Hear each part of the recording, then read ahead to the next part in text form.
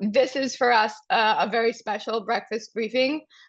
We are getting to meet some of the women candidates running to expand our House majority, which, as you know, is a very, very thin majority, which causes a lot of a lot of heart palpitations for those of us who do this work, and a lot of stress, anxiety, and sometimes difficulty for those representatives and for our Senate who are trying to get bills passed. So the House candidates that were generous enough with their time today to join us are the ones you see at the bottom. I will give you a little bit of an intro as we go along, but I think these women are more than capable of speaking for themselves. So I am not going to bore you with, my intro. I'm going to let them do it. Tiffany, if you wouldn't mind the next, thank you. Just a little bit about where we are in the cycle. As you know, the primary was April 23rd. We made a round of endorsements and investments prior to the primary, sometime in about March. For those of you who are joining who haven't spent time with us before, we support not only challenger candidates to flip seats or to hold seats to the extent that it's an already blue seat, but we support our incumbents. This year it was the largest group of women incumbents to date, House and Senate. As many of you may know, all of the House seats are up every year and half of the Senate seats. So between our early incumbent protection in December and our pre-primary, we had 33 House members, 3 Senate members, all of whom made it through their primaries. We had a number 2, I think, House candidates this year with primaries being challenged, from within their own party. And then we had a number of fantastic new challengers. What you see here is our House side of things. We did have some Senate candidates as well, but since the women that we're talking to today are our House candidates, these are the stats on our House challenger races. We had 12 candidates without primaries, 2 with, 1 win there, and 1 special election candidate in Deep Red, Pike, and Wayne County, who is putting her name back on the ballot in November to try to do it all again. So, and we love women like that. We really support women who are willing to, go into these areas and help build the democratic infrastructure and put their names on the ballot against a lot of odds. Tiffany, if you would mind the next slide. Thank you. So I think we all know at this point that we have a very, very, very slim majority. It's a 1-seat majority at this point in the House. And we work extensively with our partners, with the House Democratic Campaign Caucus as our primary partner in helping us shape our investments. But we also work with Emily's List, and we work with other aligned partners to help us figure out who we're endorsing and how much. Based on the latest information from the House Democratic Campaign Caucus, these are the tiered candidates that they are putting forth and putting time and effort and energy into. And we're happy to see that so many women that the HDC is supporting. Talk to me sometime, maybe in the endorsement committee, about the challenge of women running and women getting this kind of support from our House Democratic Campaign Caucus. But today on our call, we have a number of these women, 6 of them, in fact. Our tier 1 candidates are the ones that HDC is all in on and represent for them the best shot of increasing our majority. Our tier 2 candidates, all of whom are also represent PA endorsed, are those women who are brave enough to go into slightly less easy districts. Not that any of these are easy, but slightly more challenging districts and put their names on the ballots. And these are the candidates, again, that HDCC has put into tier 2 at this point to give them time, energy, help, support to get them over the finish line. I'm going to go through these slides fairly quickly, but I want you to be able to see faces here so that you can connect them with the women that are talking on our Zoom today. Sara Agerton, HD 88, Cumberland County. A little blurb about her here today. What I love about our women candidates is they come from all different backgrounds. Sara, as it says, is a social worker, lifelong Pennsylvanian. This is, I'll let her talk a little bit more about, as we get into the questions, her thoughts and viewpoints and policy positions. Thank you. Hadley Haas, Allegheny County. So we'll see a map in a couple of slides, but we do work across the state. Allegheny County has proven to be a very fertile ground for our work in investing in women candidates. Here's a little blurb about Hadley.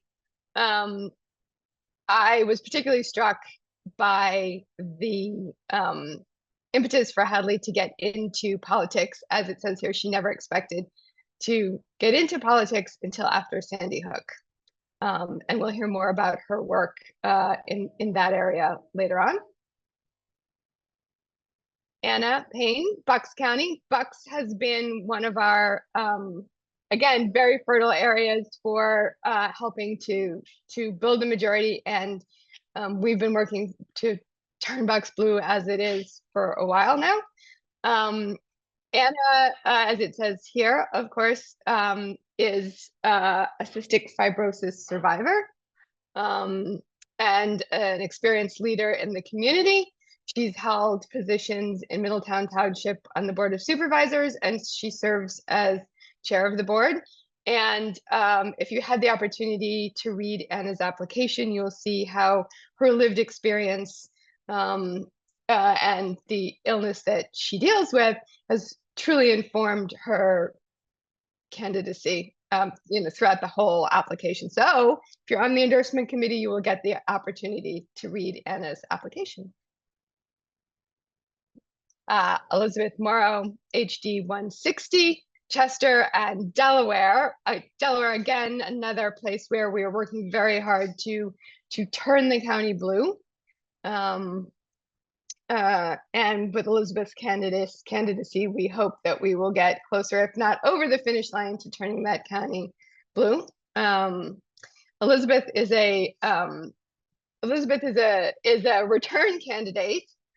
She had an unsuccessful, unfortunately, run for Congress, and now she's running for a House seat, as it says here, this time to win. We love return candidates because, as we know, the campaign trail can be brutal. And I love the fact that Elizabeth was willing to do it again. Stefanie Rafes, Lehigh County, HD 187. I have not had the opportunity to review Stefanie's application yet, but she is in our next round of investments as well. And again, if you are part of the endorsement committee, you'll get to see her application. And another one of our courageous women. Thank you, Tiffany. And Anna Thomas, I believe, rounds out our group of women today. Anna is, again, a repeat candidate, ran previously, and is back again to try for a second time in HD 137, which is Northampton County. So as I said before, our work is really across the state. We are one of the only, in fact, we might be the only statewide PAC that invests in races from one end of the state to the other, and in the rural and red middle. And we have candidates across the state, but this is where our candidates today are running. Yes, please, we are keeping track of the chat. So if you have additional questions other than the ones that we have that we have gathered here today for our candidates, please put them in the chat and we will work them into the conversation. Great. Well, okay. That's enough of listening to me talk. I'm going to let Helen take over and start with some questions for our candidates. Yes, thanks, Meg. And Sure. yes, it's really delightful to be here. So I would just like to say that one of the really unique differences about Represent is that we have different kinds of donors who come from different backgrounds and are interested in supporting different kind of candidates. So I thought it would be fun to do a different kind of Q&A for this one. All of the questions that are coming today are coming from our donors and supporters. So if you are on the call and you have a question, really do put it in the chat. We want to make sure that we're getting all of your questions answered. Our supporters are into this. They're interested in what's going on in Harrisburg. And I think we've done a lot of work at Represent to try and illuminate all the issues that happen in Harrisburg. And so now we'd like to illuminate some of the questions that they have for all of you. I'm going to go around. As Meg said, please, like a brief intro would be great, but I do want to make sure that we have 6 of you on the call. I want to make sure that we really get to highlight all of you and we get to answer all the questions we've got. So let's get started. Anna Payne, you're the first one up. Anna Payne and Anna Thomas, I'm going to have to address you by your full name. Sorry for seeming so formal. Our first question is from Ann Steiner. In your district, there may be some voters for whom abortion's not an issue. They may be men. They may feel like it's a women's issue. Ann is a doctor and she often hears about this. She's an OBGYN. How do you find common ground with these voters to educate them that their own healthcare rights are at risk with Republican leadership? Sure. Again, my name is Anna Payne and I am running for the 142nd district. So this actually is a question I have gotten at the door. So this is very on brand for my district, right? I just wanted to let everyone know. It's really just about educating them about the women in their life. Like, that's how I kind of start. Well, do you have a sister or daughters? Like, this is a really slippery slope that we are in right now. And if we end up making restrictions on abortions, it's not just going to affect women. It's going to affect you and family planning, IVF, contraceptives. These are important things. Also, practitioners, if they feel like they can't actually serve their patients, they might leave. You might lose your doctor over this, even if your doctor isn't an OBGYN. Like, these are things that are very likely and could happen. As somebody who knows a lot of doctors, I actually have heard this from pulmonologists when I was just at a conference in San Diego for pulmonology, right? That in these other states where they are having these restrictive, it makes it hard for them to also be able to do their job to some extent, even though their job isn't maybe directly correlated with that, right? We talk about cancer. I have stage 4 colon cancer. Some cancer patients can't get cancer treatment in these states because they have side effects that may cause them to become infertile or impact their reproductive system. So this is so much more than just, the black and white line that people think it is. And we can't allow it to get muddled, and it will impact everybody regardless of if they think it's not a man's issue. It's an everybody issue. So thank you, Anna. For Anna Thomas, Jolly Christman met you at our fundraiser the other day and was so impressed with your background. What does being a scientist mean for your legislative agenda? I'm so impressed by Jolly Christman. So hi, Jolly, if you're on this call. Everyone, my name is Anna Thomas. I'm running for state representative in the 137 in the Lehigh Valley. And my undergraduate degree was in chemistry. So I went to Wellesley, and my undergrad degree is in chemistry. And I think there's a twofold piece here. It's I think that if policymakers, a big part of what I've spent the last 5 years of my career doing is basically figuring out how to effectively present very technical topics to non-technical audiences. And I think that's a big part of what you do as a job if you're any kind of scientist. And I think that if we had more people who had to go through the process of delivering presentations to generalist audiences, or giving interviews about technical subjects, or writing grant applications and having to explain what you're doing to an audience of people whose personal background may not be anywhere near your field. But I think just some more thought and attention to these kinds of things and appreciation for diversity of thought would allow us to kind of have a more teaching and learning approach in government, and less of a paternalistic approach that we sometimes see. I also think that, you know, as government and as policy becomes more data driven, it's so important that we elect people who are data literate, who are able to take data and iterate on it and look at the numbers very straightforwardly and make judgments about, okay, does 2 + 2 = 5, or does 2 + 2 = 4, right? So, and it's really just part of a bigger, it's a larger mosaic. I would love to see more people from every professional background elected in government. But for me, I'm very grateful and honored that, especially when we're dealing with these existential issues like the climate crisis, like public health crises, like the threat to our protection of reproductive justice in Pennsylvania. It's important that we put people in who are going to stand up for the truth and stand up for science. Awesome. Thank you, Anna. Elizabeth Moro, you are up next. And we talk a lot at Represent about whether or who should be challenged, right? What kinds of candidates are good enough? And Lynn Jacobs asks, you know, she says, I really admire how Representative Missy Serrato challenged her good enough opponent in 2022. Are you going to have opportunities for public debates to challenge your opponent? And if you do, what would you highlight? Good morning, everyone, and thank you so much for being here. I'm so grateful for your support. As we know, we are all in really tough races, and one of my challenge is going after the last chunk of Delaware County that is red.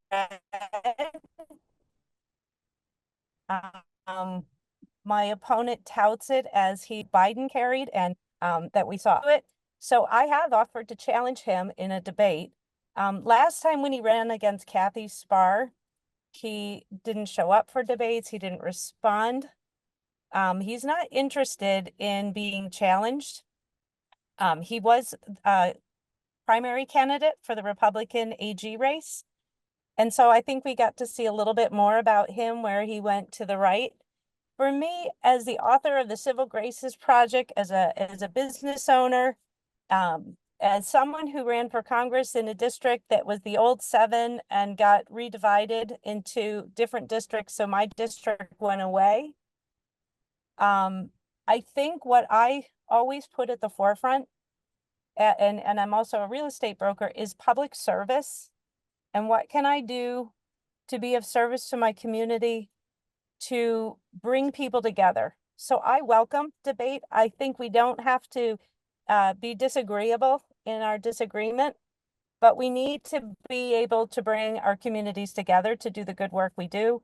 I was thinking this morning, just listening to the news this morning, about if you think about how one individual, and I won't say his name, I just refer to him as he that shall not be named, how one individual changed the tone of our democracy. And what is it that each of us could do to change it to where we want to go, instead of this vitriol, this hate, this othering, and the really dangerous topics that we're moving into, where we're seeing a rise in hate groups, anti-Semitism. I feel like we're in an era of backlash on women. I have a degree in public policy, political science, and women's studies. And one of the things we watch closely are the things like, how do we treat women? How do we treat the environment? And what are we going to do to move our democracies forward? Because I think those things are connected. And I look forward to being a better alternative and a better leader. I don't think we need a politician. We need a leader in the 160th who's going to stand up for funding for public education, who's going to be there to make our communities safer. When you talk about violence in our communities and yet you're not willing to support sensible gun legislation like banning bump stocks and registries to make sure violent criminals don't get guns, things that are just 90% of us agree on, you are no longer representing your district. You're representing the special interests that send you. And I really think that this is a seat we can flip, because time after time, when I talk to people at the door, they're really worried about our democracy. They're worried about good leadership. And I know that we can come together as a community and we're going to flip this seat. Awesome. Thank you, Elizabeth. Sara Agerton, my next question is for you. And I know a number of you are in elected office already. And so Sarah Carolyn Adams had a question for that role you have. The cities get a huge share of prisoners returning from incarceration. So state agencies really need to work with this population effectively if we're going to prevent recidivism. Can state agencies work cooperatively with local governments to help residents returning from prison to get reintegrated into the communities and to get access like healthcare and addiction treatment? I love this question because I'm a social worker too. So it's a great opportunity for state agencies and local municipalities to partner together. What I have found is that the lack of resources and the lack of talking about reentry is probably the reason that most times people are not successful. When someone leaves prison, they need the basics. They need housing. They need the jobs. They also need to return back to getting their health care. In prisons, they often have their mental health neglected, their medications changed. So when they come out, they need a full package. And so what we need to do is encourage municipalities to allow housing, transitional housing, to make sure that they have public transportation so that they can get to their doctor's appointments and really embrace them and not isolate people who are returning from prison. Recidivism is really high. And, I believe that we need to also look at the cause of why people are going into prison. And I think we need to look at that. I know there's a lot of talk about, forgiveness after the fact, but really we need to look at the reasons that people are going into them. And a lot of them are jobs and mental health and getting available access. I've been proud to partner with the borough in our housing authority to be able to set up housing, transitional housing, and really educate the public about that. And, everyone wants it until it's next door to them. So you have to get over those stigmas, but also being able to find providers that will do mental health services. I work with a clinic right now. It's a Band-Aid. We have telehealth for psychiatric appointments. We can't get enough providers, but fortunately we have enough telehealth providers to be able to give those services. So I do think that there is a path, but we need to be able to get the funding and we need to talk about it and we need to get over the stigma and really embrace this population so that we can prevent recidivism. You can't complain about crime if you're not willing to put action into it. So yeah, I think we can work together and do that. Nice. Very nice, Sarah. Thank you. Hadley Haas, the next question is for you. And as Meg alluded to, of course, you have a long background with Moms Demand. If elected, how do you see your advocacy in gun violence prevention informing your role as a legislator? Thank you so much for the question. And thanks so much for this opportunity. I'm so grateful. Oh, I'm sorry, I forgot to say, Judy Hartle asked that question. I was trying to mention who did send them in. Thank you, Judy. And thank you, Represent PA, for your incredible support for women. I also want to shout out Emerge Pennsylvania too. Helen was actually interviewed me for Emerge, and I know a number of people on the call, including Anna and Fern, were part of my Emerge cohort. So I want to acknowledge that too. There are so many wonderful resources in Pennsylvania to support Democratic women, and I'm grateful for all of them. I wouldn't be here without Moms Demand Action. I was really looking for a way to channel my anxiety about the state of the world and raised my hand at a meeting and said I would be the elections lead.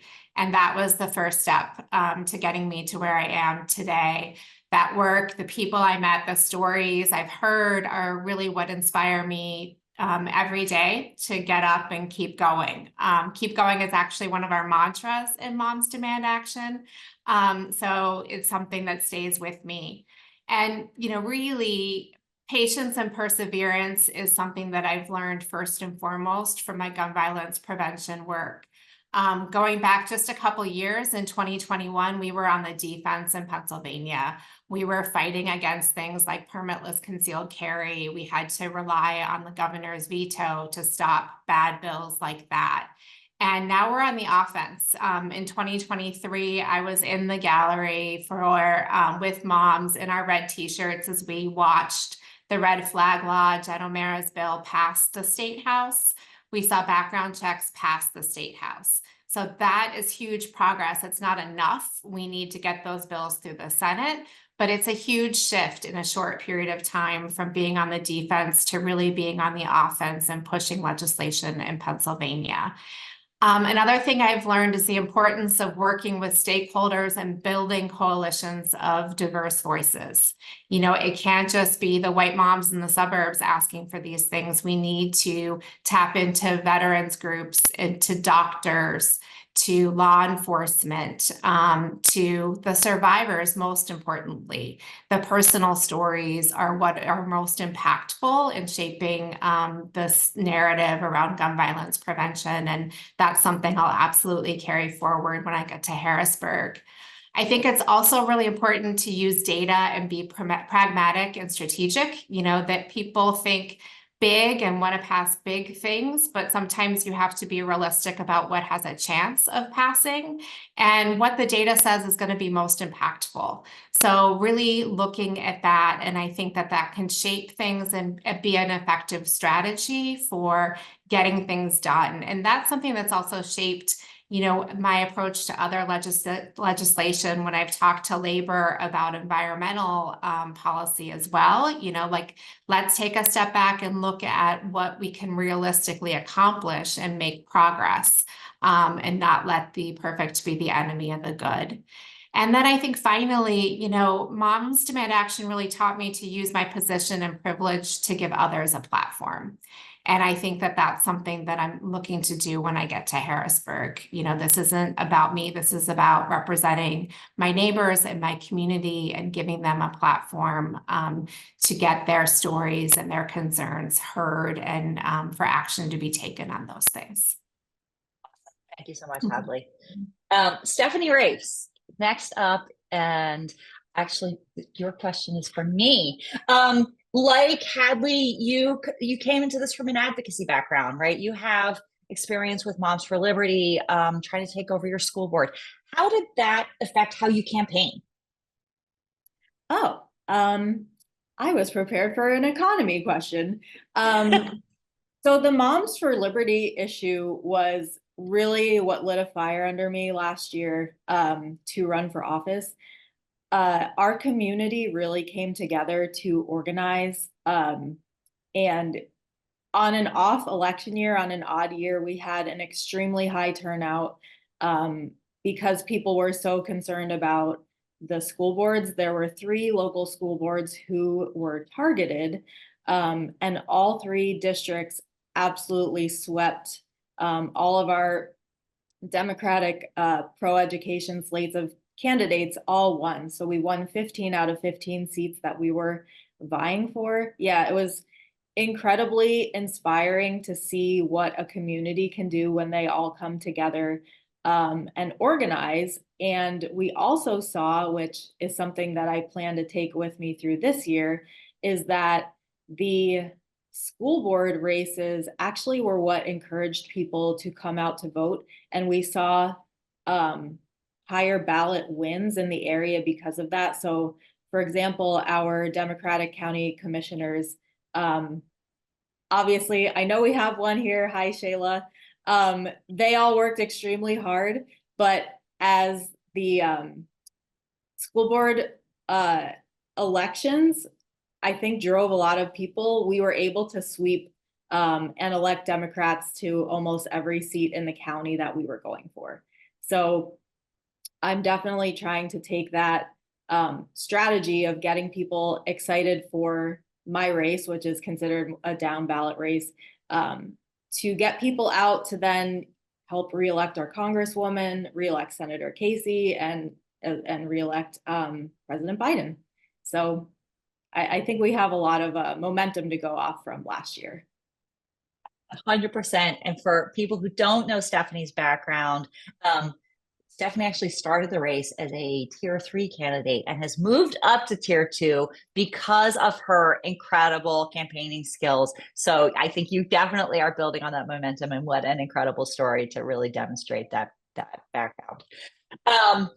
Anna Thomas, coming back to you.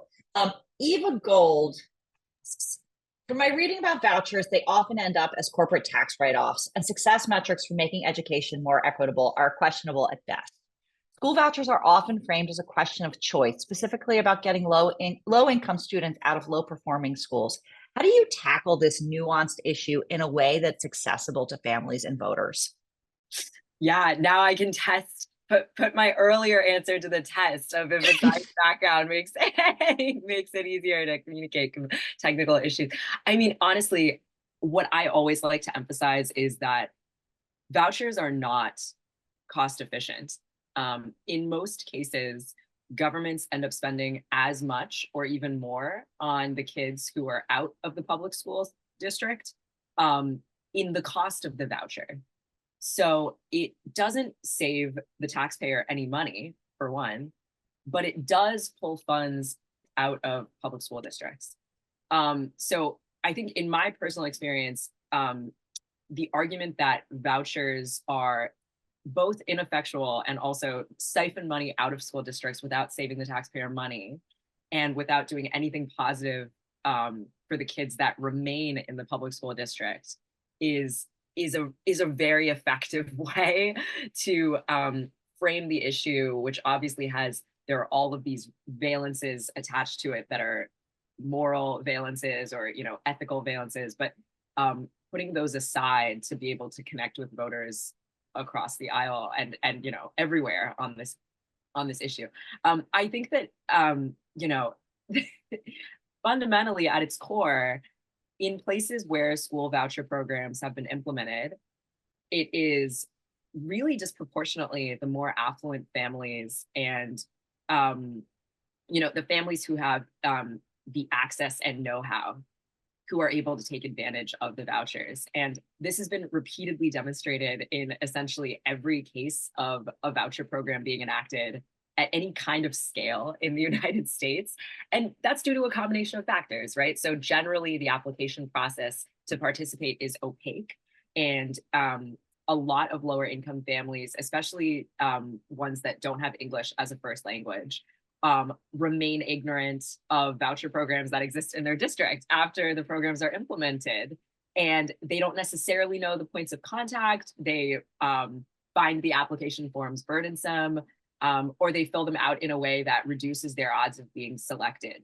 And I'll add to that, a larger proportion of low-income parents are generally opposed to the idea of pulling their kid out of a public school district.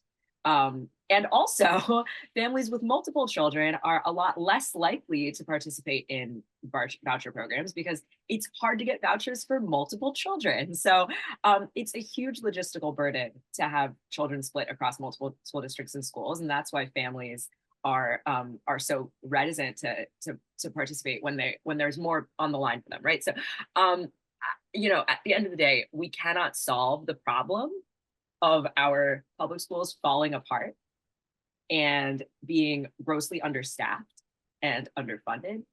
And we can't, solve the needs of the deep concentration of poverty and of high needs students in school districts that are on the brink of financial catastrophe, et cetera, by saying, let's pay the same amount of tax dollars per child or more to send 10 to 15% of them off to a private school.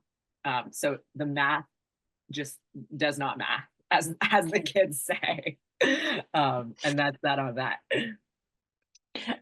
That was definitely what I was going to say. I know what my children would say about that. The math ain't math.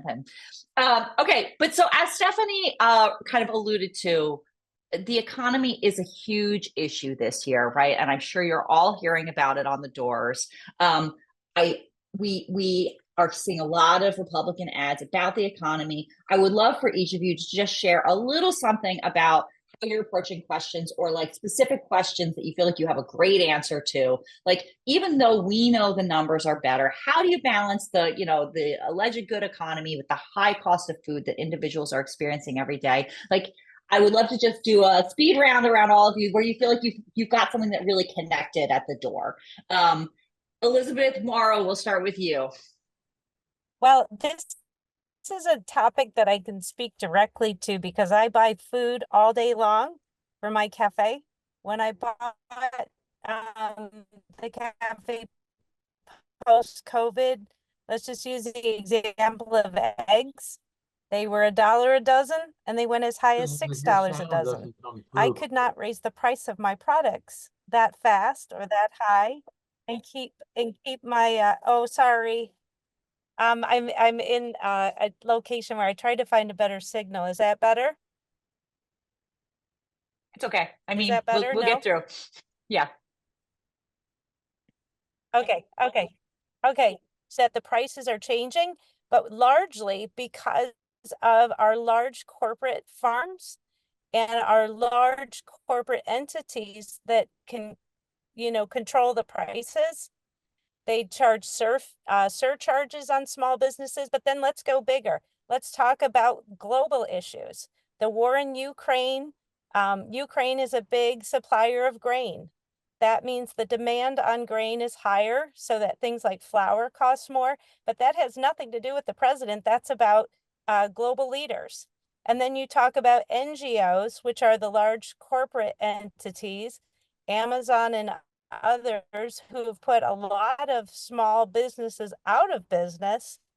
But also think about the impact of these big commercial farms and that they have more illness like avian flu in larger concentrations. So when I talk to people, they love that I'm a business owner because they know I pay a livable wage, because I do.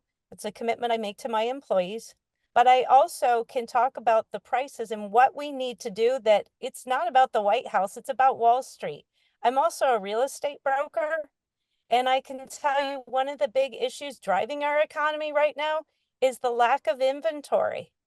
And when you have organizations like BlackRock and Berkshire Hathaway and other banks buying up properties and turning our communities into rental spaces rather than giving home ownership a shot, it's really hard for new home buyers to compete in the market when someone can bring cash and buy it for something that a first-time home buyer may not be able to do without a mortgage. And this affects our economy because real estate and the related services are 1/5 of our GDP. If you turn everyone into renters, that changes our economy.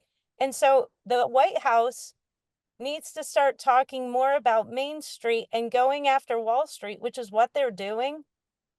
And I think those conversations happen at a federal level, but on a state level, I love what Governor Shapiro is looking to do with creating more local farms, supporting the infrastructure we have here in Pennsylvania to turn our state into the #1 organic producing state.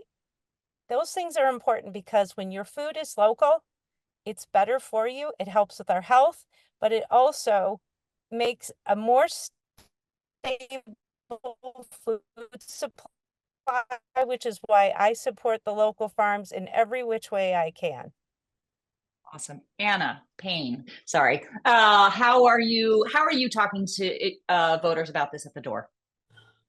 Yeah, so I think first and foremost, like acknowledge their pain, right? Like, no pun intended, but acknowledge their pain. Because there are like two different economies. I can say that from my own experience, right? So I think that for working class folks, they don't necessarily feel this relief that some others are feeling, right? That things are doing better. They know they're paying more. They know they're paying more for childcare. They're paying more for literally still everything. And rent around here has skyrocketed. And that's kind of where I found that I am at least able to provide help now, because of the governor extending the rent rebate to the end of the year. So a lot of seniors are moving out of apartments that they've lived in for 20 years because the rent keeps going up. I can at least say that, look, because of Democrats, we have this program now. And if you elect me and I get into office, I will fight to make sure we extend the program, raise the income limit so that more people can get the relief that they need. So I think that's kind of one of the ways. It's like acknowledge the pain and the reality of where they're at, because a lot of people really still are feeling that crunch. It's going to take some time for, I feel like, working class folks to kind of not feel the burden as much, but at least like listening and being like, look, I want to try and help do something about them. Here's the really great things we've already done. And here's what we can do when we expand this majority, right? So that's usually how I approach it. Nice. Sara Agerton, I know you also are out in your community, both with your current elected and you know, in your campaigning. What do you finding connects with people? No, I think for a lot of people, this is the first time in their lives that they've had to make a decision at the grocery store what they're going to purchase, or they make a decision about whether they're going to go to the doctors to get a treatment or if they're going to go to a clinic. These are realities that people face. So although, you know, the numbers are looking better for the economy, people don't want to hear that. They do. I agree with Anna. They want to hear that we empathize. I feel it too. It's the first time I picked up, you know, eggs and said, wow, you know, do I really need a dozen of eggs this week? I think that what we need to do is point to resources for people, join a community, support our local nonprofits, until people can get up. And I think that as a state, we need to continue investing in the rent rebate program, but we also need to talk about setting rental prices and affordable housing. There is money out there. But again, you know, talking to communities about blighted properties, making sure that we can invest in our local communities so that people can afford.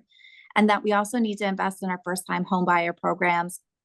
Because my child who just moved out, I tell everyone she pays more for a 1-bedroom apartment than I do for a 4-bedroom home. It's ridiculous.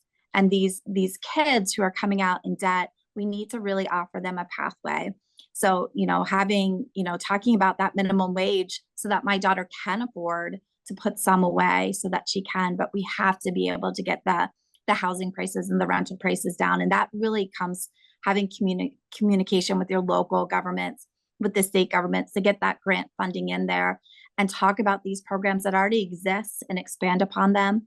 And then also, you know, supporting those local organizations that are going to provide free or reduced healthcare to people, because we don't want people skipping out on those things. It is just so important that we get back there. But I think just as a representative, 90% of your job is constituent services, right? So, you know, we're delivering that and we need to be able to access that for our constituents. And I'm amazed every day when I knock a door, when people don't know that they can call their rep and ask about unemployment or ask about, you know, getting through a process and application. So that's where I think we need to see ourselves right now as an advocate for each of our neighbors. Sara, I love that. And we don't talk about enough about constituent services. So thank you for bringing up that really important part of the job. Stefanie, I will bring the economy question back to you to kind of close us out here. Anything to add to what your peers have said? Yeah, I agree with everybody who talked about validating the experience of our communities, because we are all feeling it. We're all being stretched too thin right now. So that is always the first thing I do is validate their concerns about the prices. People do bring up, you know, the prices were so much lower under the last administration compared to now. And, you know, it's a tricky thing because people are being fed a lot of misinformation. So you have to tiptoe around it a little bit because you don't want to disrupt people's core beliefs and values. But what I try to say is that, you know, when the last president came into office, he inherited a very stable economy. When President Biden came into office, he inherited a completely unstable economy after the blow from the pandemic. And it's reasonable that it's taking a few years to recover, but we are starting to see stores announcing that they're lowering their prices. I think that the companies are finally feeling the backlash of people essentially running out of money to spend.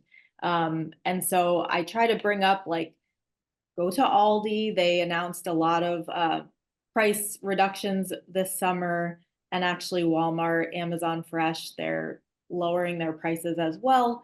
But on a government side, things that we can do are, I love what Senator Casey talks about with shrinkflation and holding corporations accountable for reducing the product amount while keeping the price the same. It's very deceptive and predatory practice, and we need to hold the businesses accountable.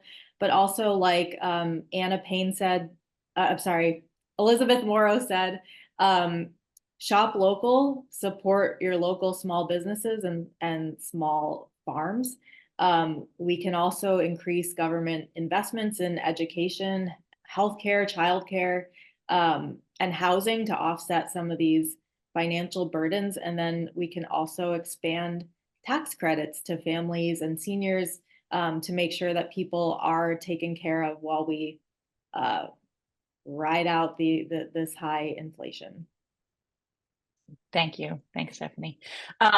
Hadley, we're going to come back to you. And I think at Represent, we talk a lot about how people think about national politics, but actually state level affects you much, much more than you think. But we've also gotten to see a lot of crossover effects in the last several years due to the Supreme Court, right? The Supreme Court just made a ruling that eliminated the restrictions on bump stocks. And so, we're always thinking about how can the state legislatures do more to move on issues that matter to their citizens? No, and I think one of the things we were looking at specifically here was talking about assault weapons, and people talk a lot about, can we ban assault weapons? Are we ever going to get to that point? And, building consensus at the state level, the more states that have legislation like that, the more it pushes the national narrative. And we know that having a statewide assault weapons ban is meaningful, and that, it's not something we have the votes for in the state house right now, but if we elect all the women on this call, I'm sure we can get there in the state house. And then put pressure on the state Senate as well. We're hopeful that we can flip the state Senate. My seat is nested entirely within Nicole Rosito's state Senate seat. So, if we can get it passed here in Pennsylvania, then it pushes the federal level more. It pushes our legislators across the country to advocate for this on a national level, because we know with a lot of the gun safety bills, we're only as, they're only as strong as our neighbors. So especially here in Western Pennsylvania, we have West Virginia and Ohio, right? Within 30 miles of a lot of us in Western Pennsylvania. So we can do everything we can in Pennsylvania, but we need national laws to hold other states accountable as well. But all the work that we're doing on the state level, to your point, Helen, is incredibly meaningful. It shows that there is an appetite for this type of thing in purple states, which is meaningful at the national level. When I first started doing elections work in Western Pennsylvania, people told us that gun safety wasn't a winnable issue. It wasn't something that we should mention on doors. And we've made huge progress on that. And it's something that I lead with on almost every door. So through all of this work, while it might feel slow and incremental, it is changing the national conversation.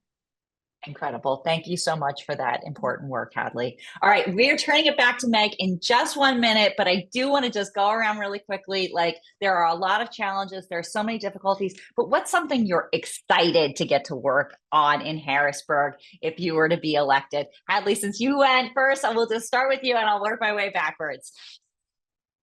I'm excited to see all of these wonderful women when I get to Harrisburg and to work with you all every day. I mean, there are so many incredible opportunities from education to gun safety to core economic issues that we can work on. And I'm just excited to be with so many people who are looking to improve the lives of Pennsylvanians. So, Stefanie, top issue. I am very inspired by Governor Shapiro's budget plan. I think it does a lot of wonderful things for Pennsylvanians, and expanding our House majority will get us to be able to pass that type of legislation. So I'm just really excited to be able to help our Commonwealth and make people's lives better. Sara Agerton. So I'm just excited because I feel like with the way the state is going, with all the great stuff that we've been doing over the last year and a half, that there's more great stuff to come. And when we have a supermajority, we're going to be able to make policies that are so good for our neighbors. And the most exciting thing is I think now that we have the majority, Pennsylvanians are going to feel what it's like to be under a Democrat government, and they're going to be so happy, and we're going to be blue, and that's what's going to happen. No more purple schmurple. We're just going to do it, and I'm so excited. I'm a little jealous I didn't get elected last time, but this next cycle we're all going to get in there and have a super majority. Elizabeth Moro.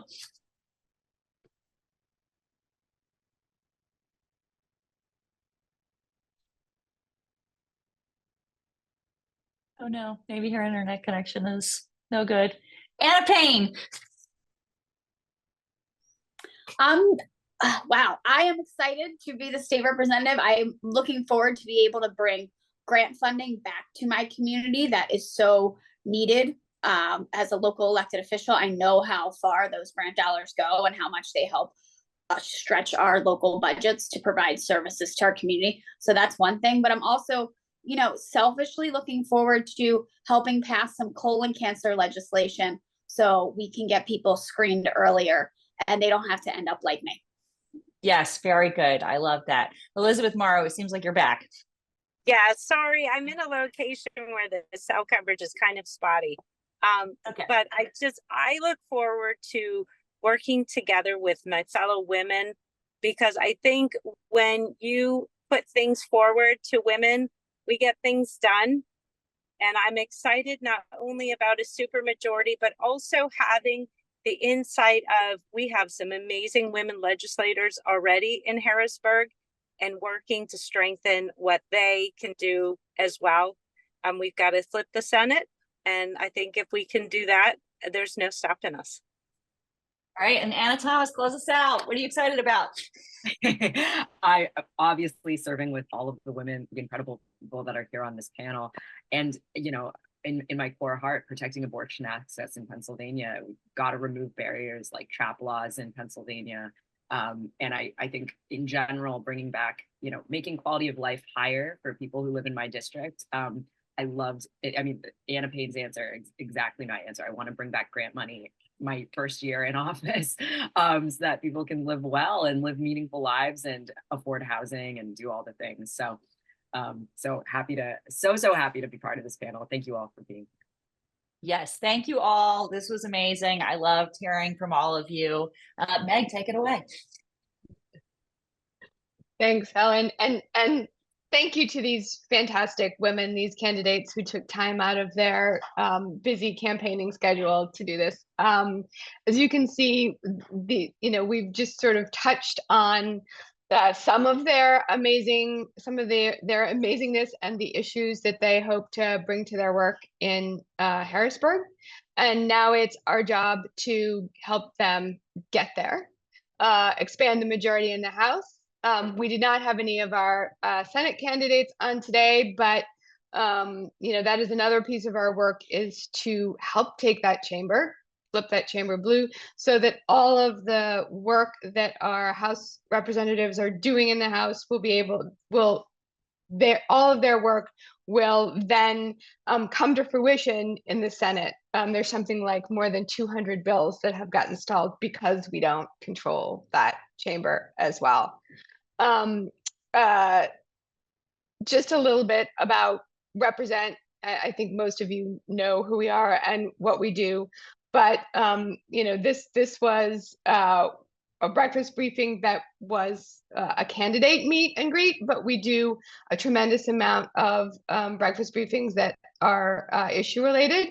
So we would love to hear what you want to hear about next in terms of our breakfast briefings as well.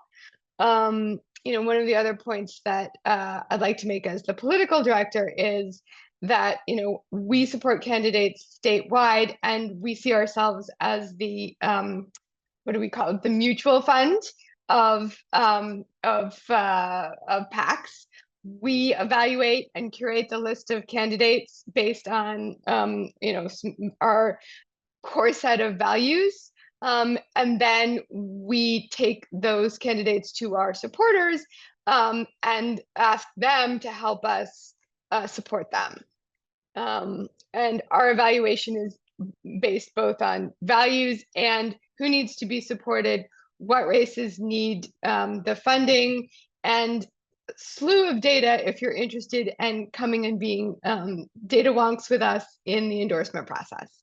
As I think I mentioned before, our next candidate investments will be made in early July. We are still raising funds for that. So how much we can invest at that point depends on how much we can bring in now. And we do hope to do another round in September and potentially another round in October. Just about every dollar we raise at this point is going back out to our candidates to help get them over the finish line. This is just a little snapshot of what we've done so far. Since December, which was our early round of incumbent investments, we've invested nearly $250,000 in incumbents and challengers across the state. I think we talked about before the House majority, so thanks. Our next breakfast briefing will be next month, July 17th. Another candidate yes, these are candidates as well that we're supporting, but these are electeds this time, first-term incumbents who are changing the chamber. We will get to hear from them what their first term has been like, what the experience of being in Harrisburg is, what's going on inside the chamber, and get their reflections on where we can go next if we can broaden that majority. And I believe Chris will be back from her world travels at that point, so I believe she will be your host for that breakfast briefing. And one of the ways that we do raise our money are through live events. And it is your opportunity not only to meet and greet potential donors and help us raise the funds, but also to meet your legislators in person. There are a number of ways that you can hold an in-person event. You can host the event in your house. You can join a host committee, sort of share the work and the wealth, or you can attend a fundraising event as a guest and meet some of our amazing electeds. Any one of us can help you with that if you want to be part of either a fundraiser or be on a host committee. We have an upcoming fundraiser. This is a particularly great one, I think, to attend, in part because you will have a slew of fantastic legislators from around and candidates from around the state to meet and greet, as well as a very special guest who will be talking about maternal mortality and healthcare. And this one is, I'm looking for the date. Tiffany, September 5th. Thank you. Ann Steiner is the host, right? So it is definitely going to be focused on abortion access, reproductive justice, and maternal health care. She's an OBGYN. She's bringing all her OBGYN friends. So it's going to be a room full of experts. Very fun. And again, one more pitch for support for our organization. what we raise now is going directly to supporting these candidates in this cycle. So it would be wonderful if you would consider donating. Thank you all. Oh, Ellen, thank you for the skyrockets there, the fireworks in your background. That was fantastic. So thanks, and thanks for joining us this morning.